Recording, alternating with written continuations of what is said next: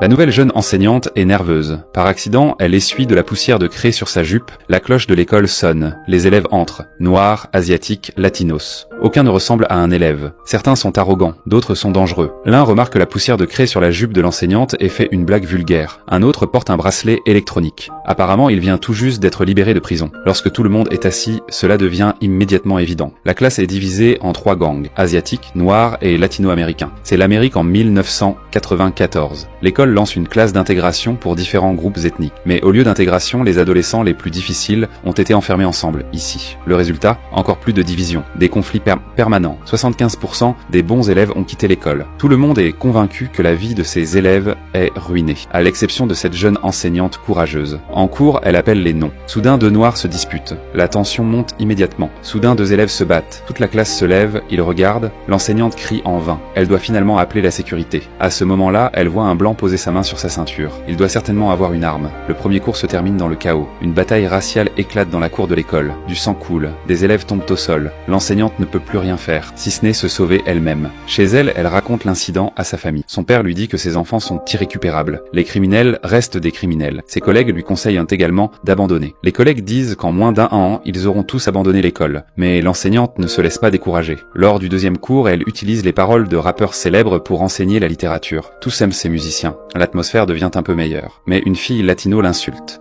You ever been a teacher before?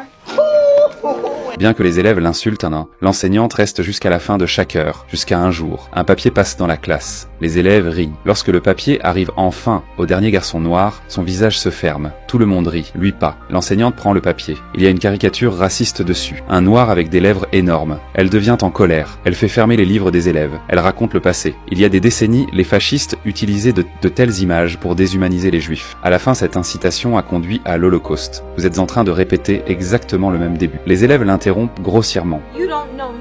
Un par un, ils l'insultent. On te déteste parce que tu es blanche. Arrête de faire comme si tu nous comprenais. Tu ne comprends pas du tout que nous pourrions être abattus chaque jour. Mais cette fois, elle ne recule pas. Elle répond sans cesse, jusqu'à ce qu'elle clarifie. Alors que les élèves sont fiers de leurs conflits raciaux, l'enseignante dit fermement: l'honneur ne signifie pas mourir dans la haine. L'honneur signifie se battre pour la justice et la bonté. Là, soudainement, l'élève qui avait dessiné la caricature lève la main. The Holocaust?